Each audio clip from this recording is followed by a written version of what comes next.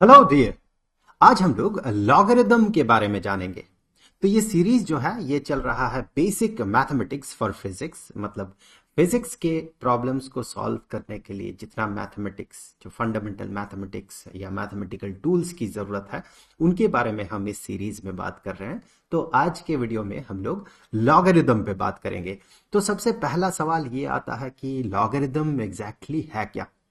देखिए, जो एक्सपोनेंट है, एक्सपोनेंट का जो कॉन्सेप्ट है उसी को घुमा फिरा के अगर कहा जाए, एक अलग तरीके से रिप्रेजेंट किया जाए तो वो लॉगरिदम का कॉन्सेप्ट होता है। एक ही चीज है, एक्सपोनेंट का जिस तरह का फॉर्मूला होता है, जिस तरह का आइडेंटिटीज होता है, लॉगरिदम में भी उसी तरह का आइडेंटिटीज होता है। थोड़ा फॉर्म हमें देखने में थोड़ा सा अलग अलग लगता है, अपीयर करता है, फॉर्म अलग अलग अपीयर करता है। अब देखिए, लॉगरिदम है क्या। मैं एक एक्सपोनेंट का एग्जांपल ले रहा हूं। फॉर एग्जांपल, जैसे कि हमें पता है कि 2 to the power 3 is equal to 8। अब ये जो है ये एक्सपोनेंट के फॉर्म में है। 2 to the power 3 is equal to 8। इसी को अगर एक दूसरे तरीके से हम रिप्रेजेंट करें, यही चीज इसी को हम एक अलग तरीके से रिप्रेजेंट कर सकते हैं कि लॉगरिदम को ही शॉर्ट में लॉग कहा जाता है। हम जब लिखते हैं तो सिर्फ लॉग लिखते हैं। log of 8, log of this number, log of 8 to the base 2 is equal to 3।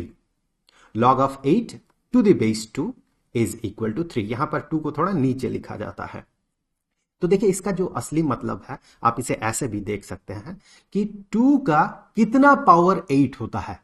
सो 2 का थर्ड पावर जो है ये 8 होता है। So 2 to the power 3 is equal to 8। इसी को एक अलग तरीके से यहां पर लिखा गया है। तो अगर जनरल फॉर्म में हम कहें तो हम ये कहेंगे कि b to the power, let us say कि b to the power a is equal to c।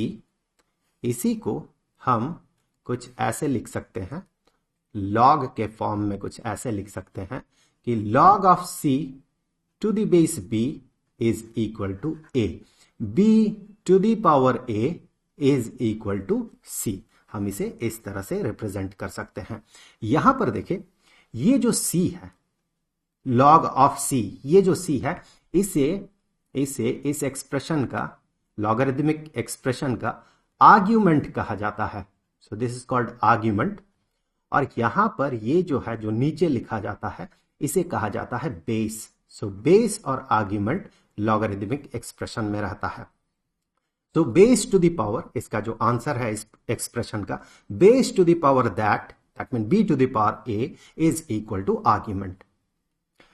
कुछ एग्जांपल्स और कंसीडर कर लेते हैं। फॉर एग्जांपल, अगर आपसे पूछा जाए कि log of 125 to the base 5 ये किसके बराबर होगा, तो हमें यह देखना होगा कि 5 टू द पावर कितना 125 होता है। सो 5 to the power 3 इज 125। सो इसी तरह से एक और एग्जांपल कंसीडर करते हैं कि यहां पर एक एग्जांपल था, ये दूसरा एग्जांपल, कि log of 64 to the base 2 is equal to what. आप वीडियो को पॉज करके इसे सॉल्व करने की कोशिश करें। सो 2 टू द पावर कितना 64 होता है। So 2 to the power 2 is equal to 4, फिर 2 to the power 3 is equal to 8, 2 to the power 4 is equal to 16, फिर 5 2 to the power 5 is equal to 32 और 2 to the power 6 is equal to 64। So ये answer होगा 6। 2 to the power 6 is equal to 64। Similarly, log of 729 to the base 9 ये किसके बराबर होगा। सो 9 का कितना पावर 729 होता है। सो 9 का थर्ड पावर 729 होता है। तो ये लॉग का बिल्कुल फंडामेंटल कॉन्सेप्ट है। अब चलिए यहां से कुछ लॉग के आइडेंटिटीज है, कुछ रूल्स है, कुछ फॉर्मूलाज है, उन्हें देख लेते हैं। तो यहां पर 6 बेसिक आइडेंटिटीज है लॉगरिदम का। चलिए इन्हें एक एक करके देखते हैं और इनका असली मतलब क्या है, इसे हम डिराइव कैसे कर सकते हैं, यही सब देखेंगे अभी। तो देखिए यहां पर log of x into y to the base b is equal to log of x to the base b plus log of y to the base b। तो देखिए यहां पर तीनों में बेस सेम है, तो ऐसे केसेस में हो सकता है कि आप किताबों में जहां देख रहे होंगे इस आइडेंटिटी को, यहां पर बेस न रहे। अगर तीनों में बेस न रहे, अगर पूरे एक्सप्रेशन में सारे लॉग या लॉगरिदमिक एक्सप्रेशन में बेस न रहे, तो इसका मतलब यही बनता है कि सबका बेस बराबर है। तो यहां पर देखिए इसीलिए सबके बेस में b लिखा हुआ है, मतलब सबका बेस बराबर है। अब देखिए इसे हम प्रूव कैसे कर सकते हैं। हम इसे प्रूव करके एग्जाम्पल देख सकते हैं या फिर पहले एग्जाम्पल देख के भी इसे प्रूव कर सकते हैं। चलिए पहले एग्जाम्पल देख लेते हैं, थोड़ा मतलब बनेगा कि इसका असली मतलब क्या है। सो एक एग्जाम्पल ले लेते हैं पहले। फॉर एग्जाम्पल log ऑफ 64 ही ले लेते हैं। log of 64 is equal to log of 64 to the base 2। इसका मतलब क्या होता है, या ये किसके बराबर होता है, थोड़ी देर पहले हमने देखा ये 6 के बराबर होता है। अब इसी 64 को हम क्या करते हैं, दो पार्ट्स में स्प्लिट कर लेते हैं। इसी चीज को हम ऐसे लिख सकते हैं, log ऑफ 64 को दो पार्ट में स्प्लिट कर लेते हैं, 16 इंटू 4 और ये टू द बेस 2। तो सेम चीज हो गया, ये दोनों बराबर हो गया, इसका मतलब भी 6 ही होगा। अब देखिए ये जो चीज है ये इस फॉर्म में है, ये जो चीज है log of 16 into 4 to the base 2, ये इस फॉर्म में है। अब फॉर्मूला के हिसाब से, इस आइडेंटिटी के हिसाब से हम इसे ऐसे भी लिख सकते हैं कि that is equal to log of 16 to the base 2 plus log of 4 to the base 2। अब देखिए इन दोनों को आप कैलकुलेट करके देखें कि 2 का कितना पावर 16 होता है, 2 का फोर्थ पावर 16 होता है, और 2 का कितना पावर 4 होता है, 2 का सेकंड पावर 4 होता है। 2 to the power 2 is equal to 4। यहां पर आप 4 और 2 को ऐड करके देख ले, ये 6 के बराबर होगा। सो यहां से आप इस आइडेंटिटी का जो मतलब है, इस मतलब को आप समझ सकते हैं। तो चलिए यहां से हम क्या करते हैं ना, इसे एक बार प्रूफ कर लेते हैं। हम प्रूफ कैसे करेंगे इसे, तो यहां पर हम मान लेते हैं कि log of x into y to the base b जो है ये p के बराबर है, और log ऑफ, या फिर चलिए मैं नीचे वाला लाइन में लिखता हूं, ये p के बराबर है, और log of x to the base b जो कि आपको यहां पर दिख रहा है। तो log of x to the base b इसे हम q मान लेते हैं, और log of y to the base b इसे हम r मान लेते हैं। अब जैसे कि लॉगरिदम के बेसिक अंडरस्टैंडिंग हमें कहेगा कि इसका एक और मतलब होगा, अगर हम इसे एक्सपोनेंट के फॉर्म में लिखें तो हम कह सकते हैं कि b to the power p is equal to x into y. और यहां से सेकंड एक्सप्रेशन या सेकंड इक्वेशन को अगर देखें तो यहां से हम कह सकते हैं कि b to the power q, this b to the power q is equal to x। यही तो हमने देखा था थोड़ी देर पहले कि इसका यही मतलब होता है। लॉगरिदमिक एक्सप्रेशन और एक्सपोनेंट के एक्सपोनेंशियल एक्सप्रेशन जो है, इनके बीच इसी तरह का रिलेशन होता है। और थर्ड एक्सप्रेशन या थर्ड इक्वेशन से हम ये कह सकते हैं कि b to the power r is equal to y। अब देखिए यहां पर हम ये कह सकते हैं कि जो x है, x के जगह पे हम x का ये वाला वैल्यू अगर सब्सटीट्यूट करें और y के जगह पे ये वाला वैल्यू अगर सब्सटीट्यूट करें, तो हम यहां से कह सकते हैं कि b to the power p which is equal to x into y, और x के जगह हम b to the power q लिखेंगे, that is equal to x के जगह हम लिखेंगे b to the power q into y के जगह पे हम लिखेंगे b to the power r। अब एक्सपोनेंट का एक रिलेशन या आइडेंटिटी ये होता है कि अगर बेस सेम हो और पावर अगर अलग अलग हो और दोनों को अगर मल्टीप्लाई किया जाए दो एक्सप्रेशंस को, तो इसका मतलब होता है कि बेस टू द पावर, दो पावर्स जो है, दो पावर्स को आप यहां पर ऐड कर दे।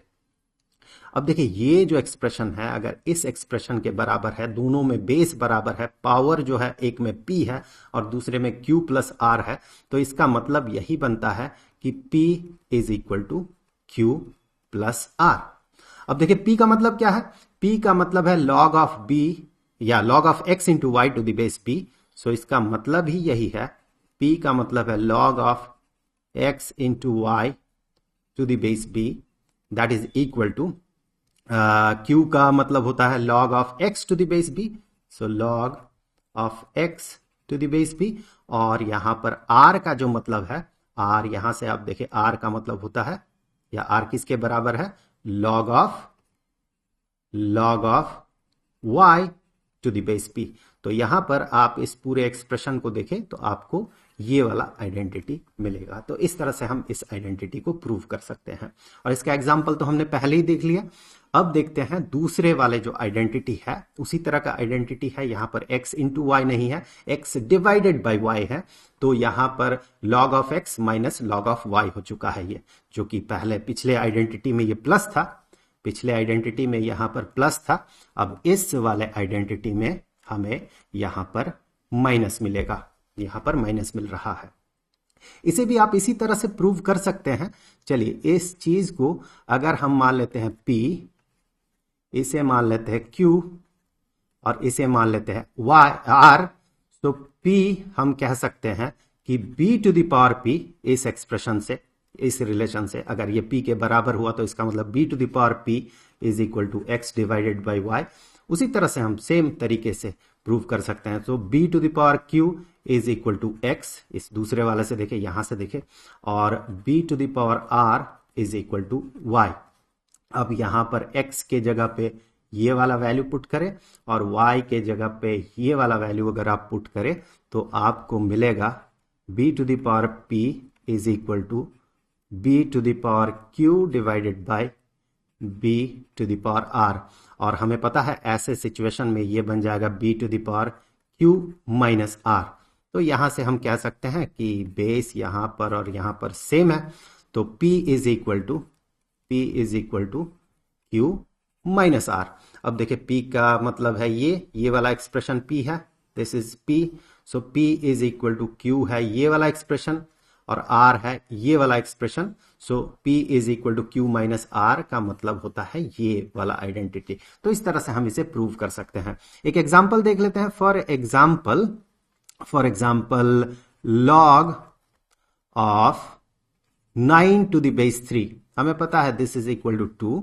अब आप देखें इसी चीज को हम ऐसे लिख सकते हैं, log ऑफ 9 को मैं लिख रहा हूं 81 divided by 9, 81 divided by 9, so 81 divided by 9 is equal to 9। So इसी चीज को मैंने इस तरह से लिखा, और बेस में 3 है, हमें पता है दैट इज इक्वल टू 2।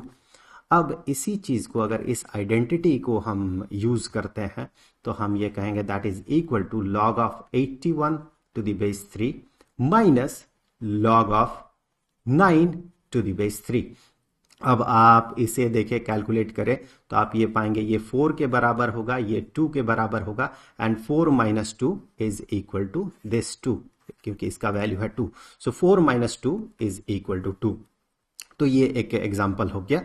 अब यहां से नेक्स्ट आइडेंटिटी की तरफ बढ़ते हैं।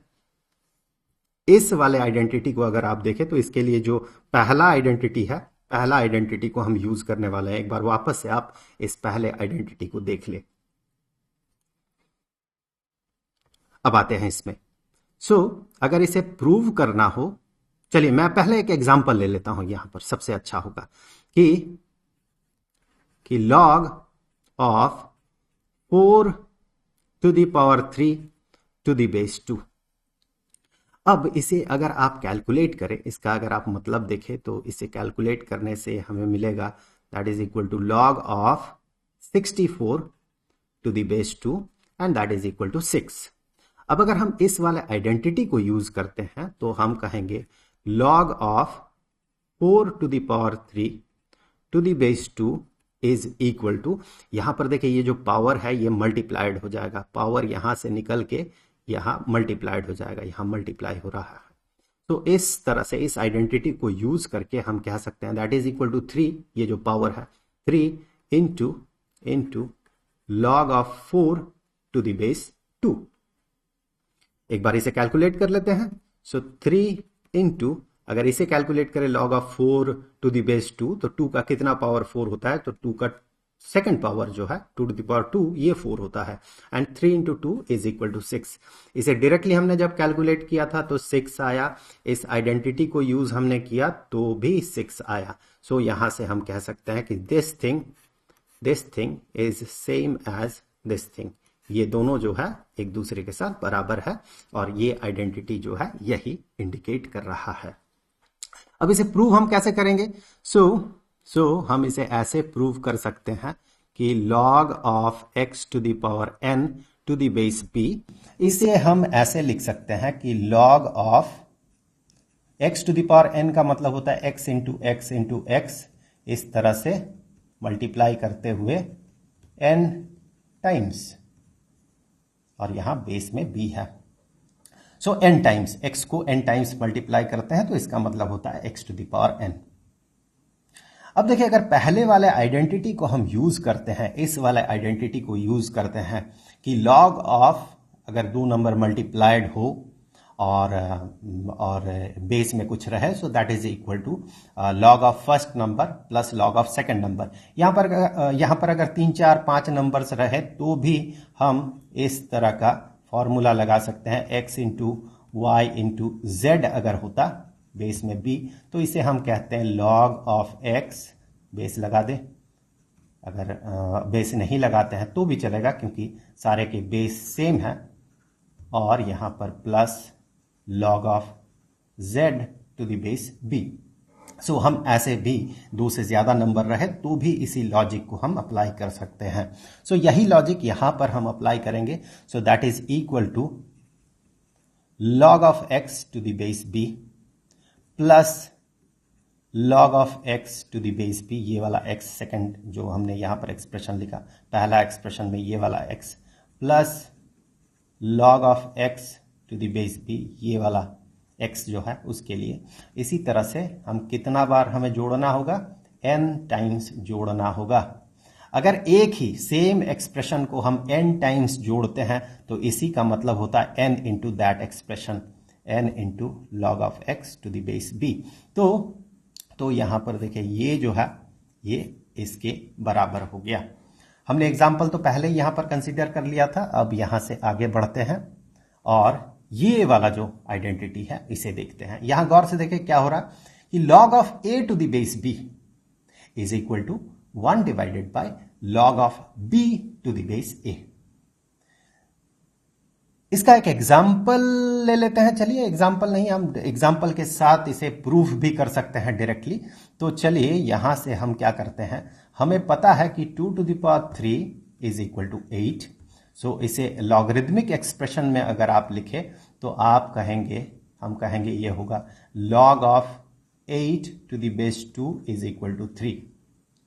अब इसी चीज को एक अलग तरीके से भी कहा जा सकता है। अगर 2 to the power 3 is equal to 8 होता है, इसका मतलब होता है कि cube root of 8 is equal to 2। Same चीज है, सेम मतलब है। और क्यूब रूट ऑफ 8 को हम कह सकते हैं 8 to the power 1/3, 8 to the power 1 divided by 3 is equal to 2। अब इसे अगर लॉगरिदमिक फॉर्म में हम लिखते हैं तो हम कहेंगे कि that is equal to log of 2 to the base 8 is equal to 1/3। log of 2 to the base 8 is equal to 1/3, मतलब 8 का 1/3 पावर, 8 का 1/3 पावर जो होता है ये 2 के बराबर होता है।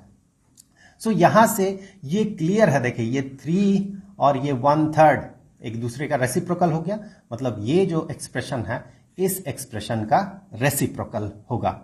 सो यहां से भी हम इस आइडेंटिटी को समझ सकते हैं कि ये जो आइडेंटिटी है इसका मतलब क्या है।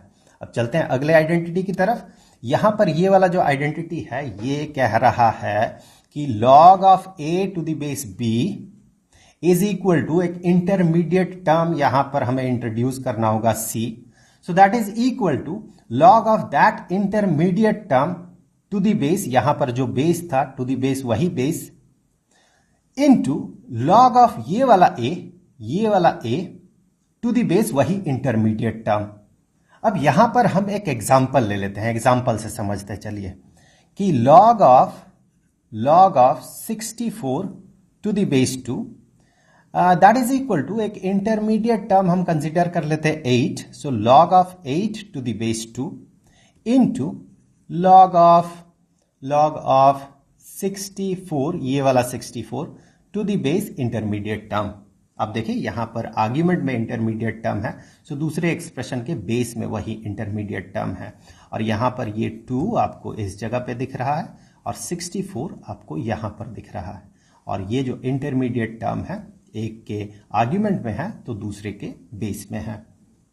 अब यहां से हम क्या करते हैं, एक बार इन्हें कैलकुलेट करके देख लेते हैं, इन्हें कैलकुलेट करके हम देख लेते हैं कि ये ठीक है या ठीक नहीं है। यहां से 2 to the power 6 हमें पता है 64 होता है, और 2 to the power 3 8 होता है, और 8 to the power 2 जो है 64 होता है। 3 into 2 is equal to 6। सो इसका मतलब ये होता है। अब अगले आइडेंटिटी की तरफ आते हैं कि log of a to the base b is equal to, वही एक इंटरमीडिएट टर्म आप कंसिडर कर ले, log of a, यहां पर जो आर्ग्यूमेंट है वो न्यूमरेटर के आर्ग्यूमेंट में होगा और इंटरमीडिएट टर्म बेस के तौर पे होगा, डिवाइडेड बाय log of, यहां पर जो बेस है log of दैट टर्म, यहां पर बेस जो है डिनोमिनेटर में आर्ग्यूमेंट बन जाएगा और बेस में रहेगा इंटरमीडिएट टर्म, वही इंटरमीडिएट टर्म जो कि न्यूमरेटर में हमने कंसीडर किया था।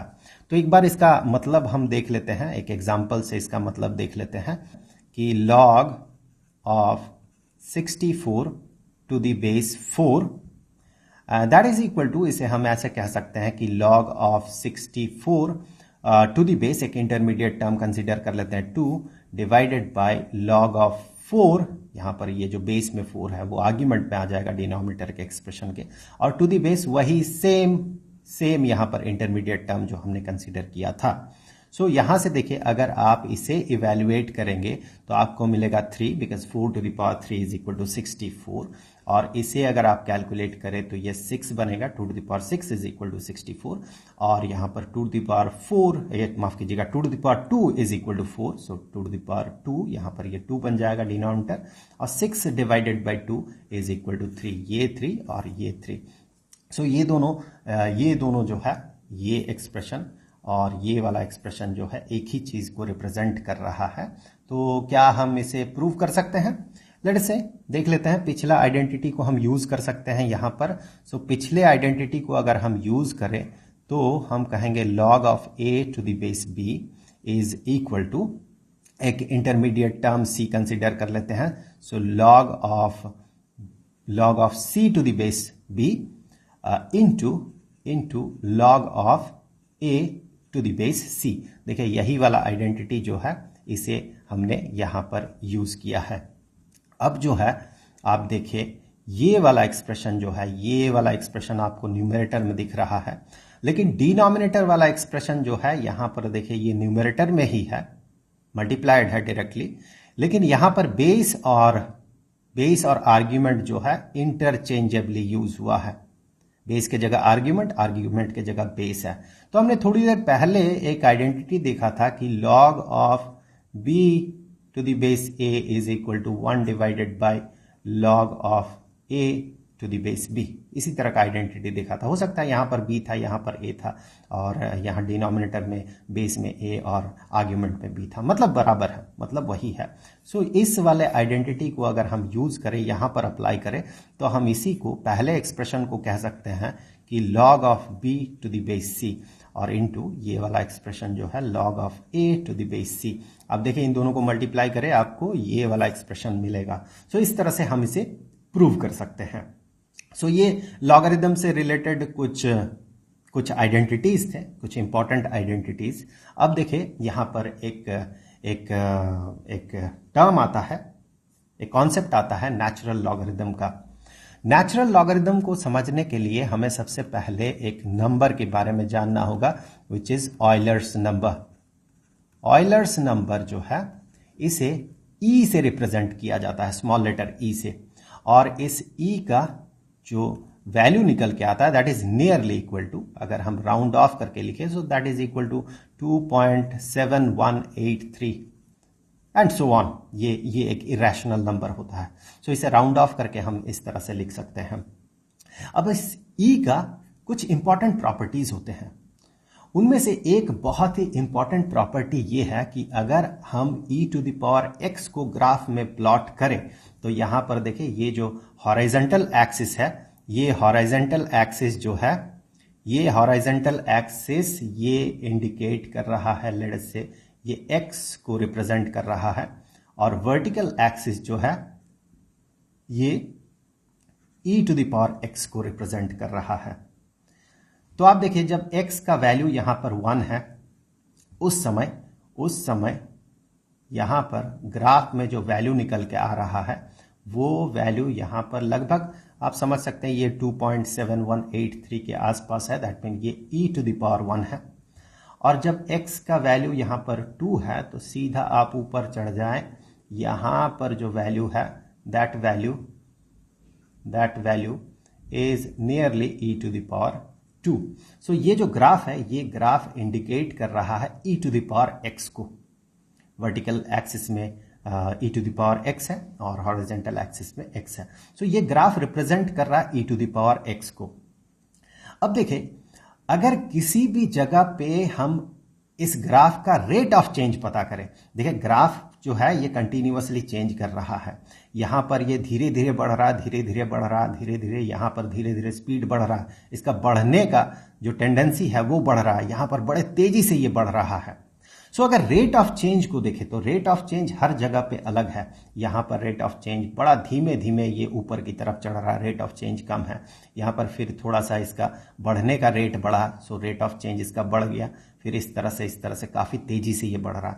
सो रेट ऑफ चेंज को अगर देखें किस तेजी से ये ऊपर की तरफ चढ़ रहा है, उस रेट ऑफ चेंज को समझने के लिए किसी भी पॉइंट में अगर रेट ऑफ चेंज हमें पता करना है, फॉर एग्जांपल अगर हम x का वैल्यू 1 इस जगह पे अगर हम इसका रेट ऑफ चेंज पता करें, इस जगह पे अगर हम रेट ऑफ चेंज पता करें तो इस ग्राफ में हमें इस पॉइंट पे हमें एक टैंजेंट ड्रॉ करना होगा, और उस टैंजेंट का जो स्लोप होगा, उस टैंजेंट का जो ढलान होगा, सो उस टैंजेंट का जो ढलान होगा वही ढलान रिप्रेजेंट करेगा कि इसका स्लोप कितना है, या फिर क्या है, उसे पता करने के लिए जो तरीका है उस पर बात कर रहे हैं थोड़ी देर में।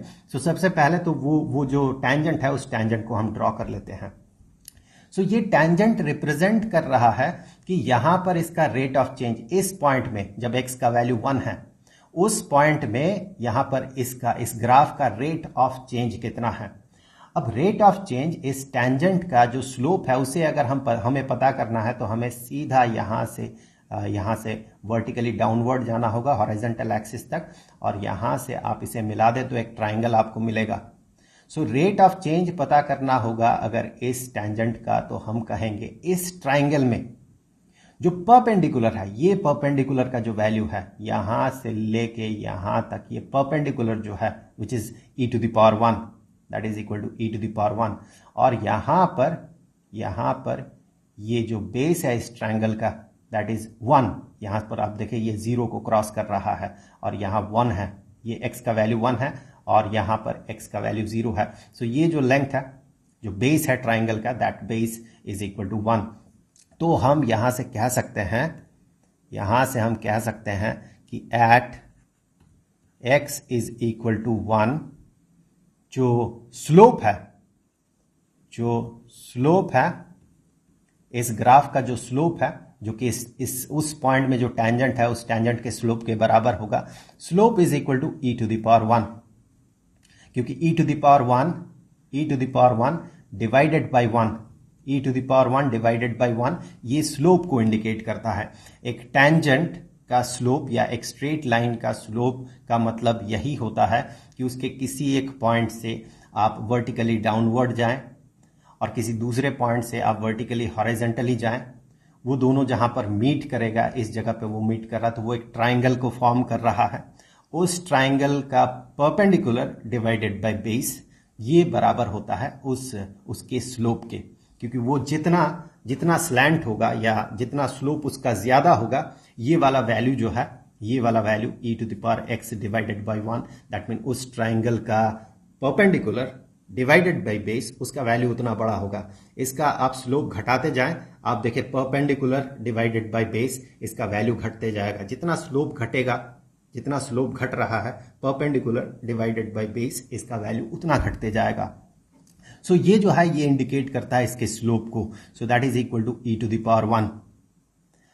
सो यहां पर देखने वाली बात यह है कि जब x का वैल्यू 1 है तो स्लोप जो है e टू द पावर 1 के बराबर हो रहा है, और जब x का वैल्यू 1 है उस समय आप देखें जो ग्राफ है, ग्राफ का भी वैल्यू है e टू द पावर 1।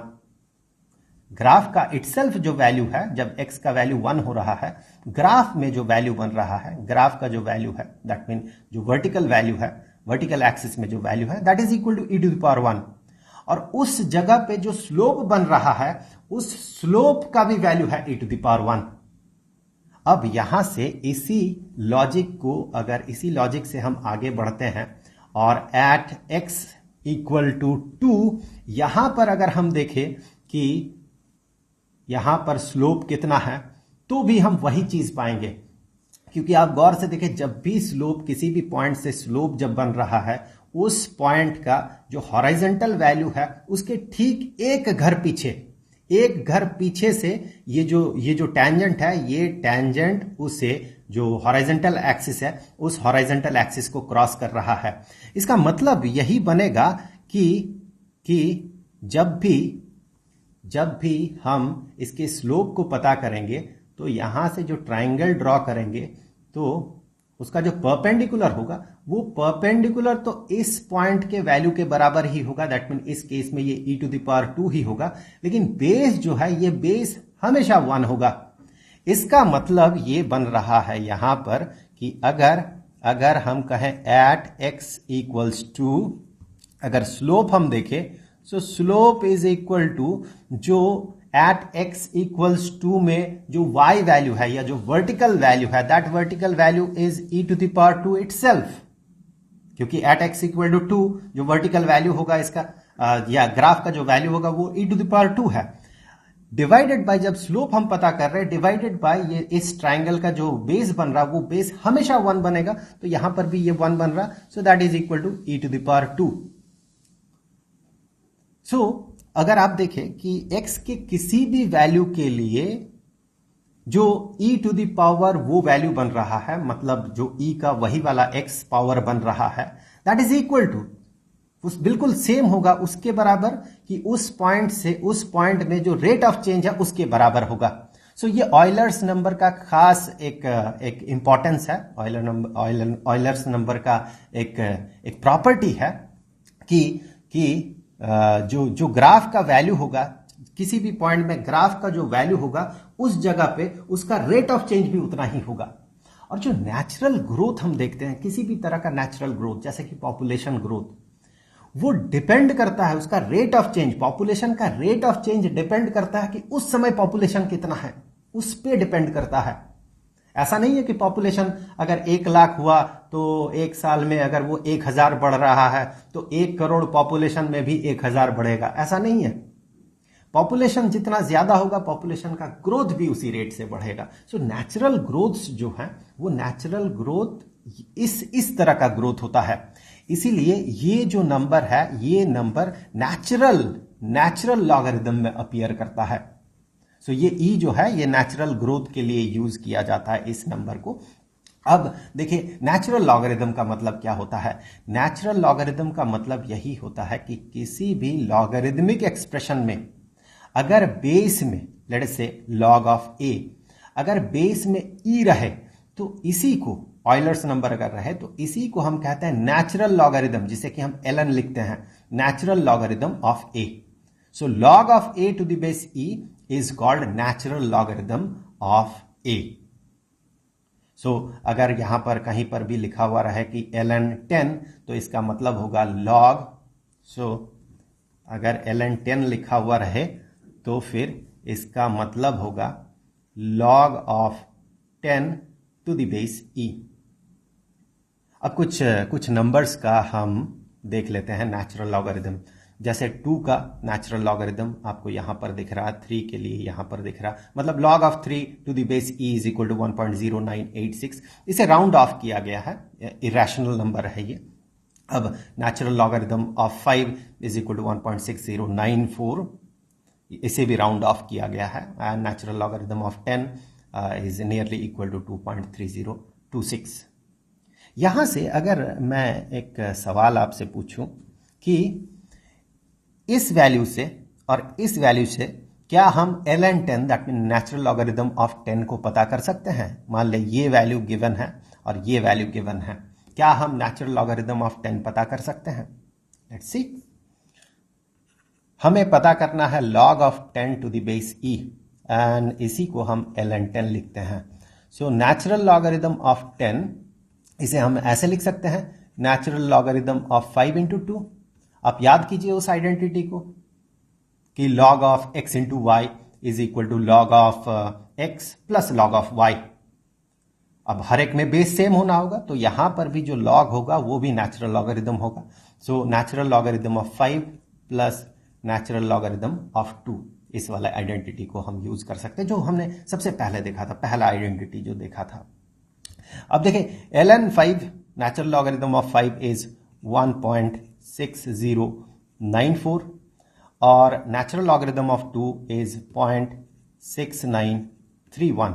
इनको जोड़ के देखें, 4 + 1 is equal to 5, 9 + 3 is equal to 12 का 2, एक आया, 9 + 1 इज इक्वल टू 10 और 0, सो ये 0 और एक आया, एक कैरी हुआ, सो 6, 6, 12 और 13, एक कैरी हुआ 2, सो 2.3025 और यहां पर वैल्यू देखें 2.3026। थोड़ा सा डिफरेंस आ रहा, ये डिफरेंस आ रहा है क्योंकि हमने हर नंबर को राउंड ऑफ किया है। सो लास्ट डिजिट में जो एरर आता है राउंड ऑफ करने के कारण, ये नेचुरली अपीयर कर जाता है, किसी किसी केस में ये अपीयर कर जाता है।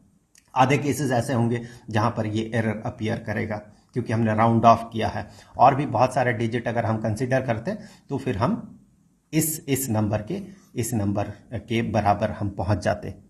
तो इसे राउंड ऑफ किया गया, इसीलिए ये जो डिजिट है मिसमैच कर रहा है। सो इस तरह से हम बेसिक आइडेंटिटीज को यूज करके हम अलग अलग नंबर्स का नेचुरल लॉगरिदम पता कर सकते हैं। सो यहां से मेरा आपसे एक सवाल है कि अगर मान ले हमें नेचुरल लॉगरिदम पता करना है 1 से लेके 100 तक, तो क्या सारे नंबर्स का नेचुरल लॉगरिदम हमें पता करना होगा या याद करना होगा? या फिर अगर हम सारे प्राइम नंबर्स का नेचुरल लॉगरिदम याद कर ले तो? अगर हमें सारे प्राइम नंबर्स का नेचुरल लॉगरिदम याद रहे तो फिर हम ये पता कर सकते हैं, बाकी सारे कॉम्पोजिट नंबर्स का भी नेचुरल लॉगरिदम हम पता कर सकते हैं इस वाले आइडेंटिटी को यूज करते हुए, क्योंकि कॉम्पोजिट नंबर 2 प्राइम नंबर्स का प्रोडक्ट होता है या 2 या उससे ज्यादा प्राइम नंबर्स का प्रोडक्ट होता है, कोई भी कॉम्पोजिट नंबर। सारे नंबर्स के लिए हमें जो नेचुरल लॉगरिदम का वैल्यू है ये पता करने की जरूरत नहीं होती है। हम अगर प्राइम नंबर के लिए भी पता कर लें नेचुरल लॉगरिदम का वैल्यू, तो वहां से हम इस आइडेंटिटी को यूज करके हम कॉम्पोजिट नंबर के लिए भी पता कर सकते हैं नेचुरल लॉगरिदम का वैल्यू। अब कुछ प्रॉब्लम सॉल्व कर लेते हैं। जो भी हमने सीखा, जो भी आइडेंटिटीज देखा और जो भी लॉग के बारे में सीखा, उसे यूज करते हुए कुछ क्वेश्चंस हम सॉल्व करेंगे। 4 क्वेश्चंस सॉल्व करेंगे।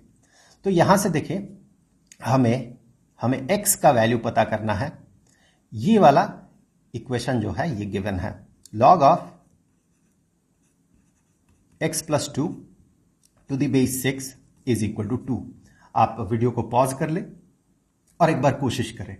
बड़ा ही सिंपल क्वेश्चन है, जो हमने लॉग के बारे में जो बेसिक चीजें सीखा था सबसे पहले, उसी को यूज करते हुए इसे सॉल्व किया जा सकता है। तो आप एक बार वीडियो को पॉज करके इसे सॉल्व करने की कोशिश करें। ओके, इसी चीज को हम ऐसे भी लिख सकते हैं। अगर हम इसे एक्सपोनेंट के फॉर्म में लिखें तो हम इसे सॉल्व कर सकते हैं। आप कोशिश करके देख ले एक्सपोनेंट के फॉर्म में लिखकर। चलिए, इसी का मतलब ये होगा कि 6 to the power 2 is equal to x + 2।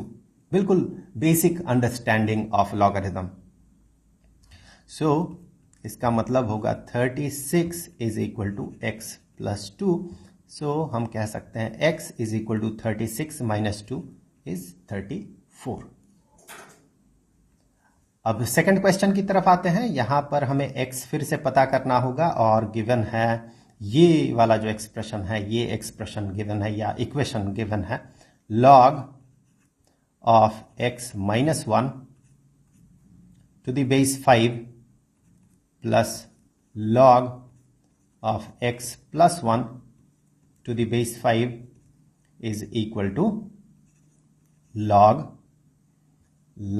of 1। log of 1 अगर आप देखें, log of 1 बेस कुछ भी हो, बेस 0 छोड़ के बेस कुछ भी हो, सो हम कह सकते हैं ये होगा 0 के बराबर। Because any number except for 0 and infinity, उन्हें अगर छोड़ दिया जाए तो फिर बाकी सारे नंबर्स के लिए 0th पावर जो होता है ये 1 के बराबर होता है। चाहे बेस कुछ भी रहे, 5 रहे, 5 to the power 0 is equal to 1। Base में अगर मान ले 3 रहे, 3 to the power 0 is equal to 1। Base में अगर मान ले 100 रहे, 100 to the power 0 is equal to 1। Any number to the power 0 except for 0 and infinity, that is equal to 1। So log of 1 हमेशा ये 0 के बराबर होगा, सो that is equal to 0।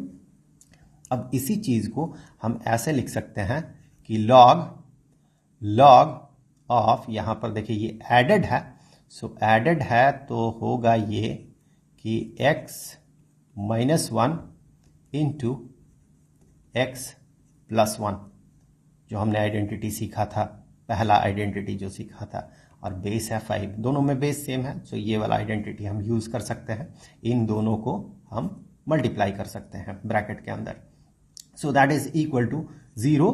And इसको कैलकुलेट करें, सो log ऑफ, इसे calculate करें तो ये बन जाएगा x square minus 1 square, that is equal to 1, और बेस में 5। और इसे क्या करते हैं, इस 0 को भी log के 5th बेस में या log के एक्सप्रेशन में लिखेंगे जहां पर 5 होगा, तो हम लिख सकते हैं that is equal to log of 1 to the base 5, क्योंकि any number to the power 0 is equal to 1। So इसे हम ऐसे रिप्रेजेंट कर सकते हैं। अब देखिए ये जो एक्सप्रेशन होगा, जो आर्ग्यूमेंट है, यहां पर ये आर्ग्यूमेंट 1 है, ये दोनों एक दूसरे के साथ बराबर होगा क्योंकि बेस दोनों में सेम है, 5 और 5। सो यहां से हम कह सकते हैं x square minus 1 is equal to 1, so x square is equal to 1 plus 1 is equal to 2, so x is equal to square root of 2, so यहां प्लस माइनस लगा दे क्योंकि स्क्वायर रूट हम कर रहे हैं, so plus minus square root of 2, ये x का value हो गया। सो नेक्स्ट क्वेश्चन की तरफ बढ़ते हैं। यहां पर ये लॉगरिदमिक एक्सप्रेशन है या इक्वेशन है, जहां पर कि लॉगरिदमिक एक्सप्रेशन है, इसे हमें एक्सपोनेंट के फॉर्म में रिप्रेजेंट करना होगा। आप कुछ देर वीडियो को पॉज करें और कोशिश करें इसे एक्सपोनेंट के फॉर्म में हम कैसे लिखेंगे। चलिए, so 2 into log of x plus 3 into log of y, that is equal to log of a। यहां पर देखिए बेस नहीं है, मतलब सारे में बेस सेम है, तो मैं यहां b लगा देता हूं समझने के लिए, सारे में बेस सेम है। सो यहां से हम कह सकते हैं कि ये जो 2 मल्टीप्लाइड है, यहां हम इसे यहां पावर में भेज सकते हैं, 3 जो मल्टीप्लाइड है इसे हम यहां पर पावर में भेज सकते हैं। सो ये बन जाएगा log of x square to the base b plus log of y cube to the base b is equal to log of a to the base b। अब इन दोनों को देखिए, ये दोनों एडेड है, लॉगरिदमिक एक्सप्रेशन एडेड है, मतलब हम ब्रैकेट के अंदर इन्हें मल्टीप्लाई कर सकते हैं, x square into y cube, that is equal to log of a to the base b। और यहां से देखिए जो आर्ग्यूमेंट्स हैं, आर्ग्यूमेंट्स को देखें, x square into y cube, और यहां पर a, दोनों का बेस सेम है, मतलब आर्ग्यूमेंट्स एक दूसरे के साथ बराबर होगा। X square into y cube is equal to a। तो देखिए यही चीज, यही जो एक्सप्रेशन है, इसी एक्सप्रेशन को हमने इस तरह से लिखा, मतलब सेम है, जो एक्सप्रेशन गिवन था उसी का मतलब ये बना, लेकिन ये लॉगरिदमिक इक्वेशन था और यहां पर ये जो इक्वेशन है ये एक्सपोनेंट के फॉर्म में है। अगले क्वेश्चन की तरफ बढ़ते हैं। यहां पर ये जो लॉग के फॉर्म में जो इक्वेशन दिया हुआ है इसे हमें लॉग के फॉर्म में ही रिप्रेजेंट करना है, लेकिन यहां पर प्लस में जो एक नंबर है, सिर्फ एक नंबर है, वो नहीं रहेगा इस बार, बल्कि पूरे एक्सप्रेशन को हमें log of x to the base 10 इस फॉर्म में रिप्रेजेंट करना है। आप एक बार पॉज करके कोशिश करके देख लें। अगर हम इस नंबर को लॉगरिदमिक फॉर्म में रिप्रेजेंट कर दें जिसके कि बेस में 10 रहे, तो फिर आप इसके साथ उसे कंपेयर कर सकते हैं, और चूंकि दो लॉग्स मल्टीप्लाइड हैं जिनके बेस सेम है, तो वहां से हम इन दोनों को मर्ज करके एक बना सकते हैं और वो इस फॉर्म में आ जाएगा। आप एक बार ट्राई करके देख लें। चलिए, इसे हम लिख सकते हैं log of 2 to the base 10 plus 1, इसी को हम लिख सकते हैं log of 2 to the base 10 plus 1 को हम लिख सकते हैं log of 10 to the base 10, क्योंकि 10 to the power 1 is equal to 10, so 1 is equal to log of 5 to the base 5, 1 is equal to log of 2 to the base 2, 1 is equal to log of 9 to the base 9।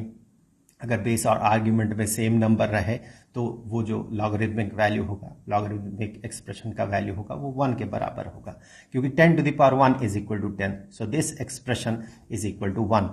अब अगर basic identity को हम use करें, दो logarithmic expression जो है ये added है, तो यहां पर हम बेसिक आइडेंटिटी अगर यूज करें तो हम कहेंगे log ऑफ 2 इंटू 10, ये 2 और 10 मल्टीप्लाइड हो जाएगा ब्रैकेट के अंदर और बेस में 10, so that is equal to log of 20 to the base 10। तो देखिए यहां पर ये जो एक्सप्रेशन था, जहां पर एक नंबर एडेड था, ये वाला नंबर एडेड था, अब उसी चीज को हमने प्योर लॉगरिदमिक फॉर्म में रिप्रेजेंट कर दिया, log of x to the base 10 के फॉर्म में रिप्रेजेंट किया। तो यहां पर ये जो x है, that x is equal to 20। तो इस तरह से हमने लॉग के कुछ बेसिक क्वेश्चंस यहाँ पर सॉल्व किया। मैथमेटिक्स के क्लास में आप लॉग के बारे में या और भी कॉम्प्लिकेटेड प्रॉब्लम सॉल्व करेंगे। ये बेसिक अंडरस्टैंडिंग ग्रो करने के लिए था, क्योंकि फिजिक्स के प्रॉब्लम्स में कभी कभार हमें लॉग के साथ डील करना होता है। और जब हम नेक्स्ट वीडियो में डिफ्रेंसिएशन पढ़ेंगे और फिर हम पढ़ेंगे इंटीग्रेशन, वहां पर भी कुछ कुछ जगह पे लॉग अपीयर करेगा। तो ये फंडामेंटल आइडिया था लॉग के बारे में। अब अगले वीडियो में हम लोग बात करेंगे डिफ्रेंसिएशन पे, क्योंकि वो बहुत ज़्यादा यूज होता है फिजिक्स के प्रॉब्लम को सॉल्व करने के लिए। तो मुझे उम्मीद है वीडियो आपके लिए हेल्पफुल रहा होगा। जल्द मिलते हैं अगले वीडियो में, तब तक के लिए खुश रहें। Good bye.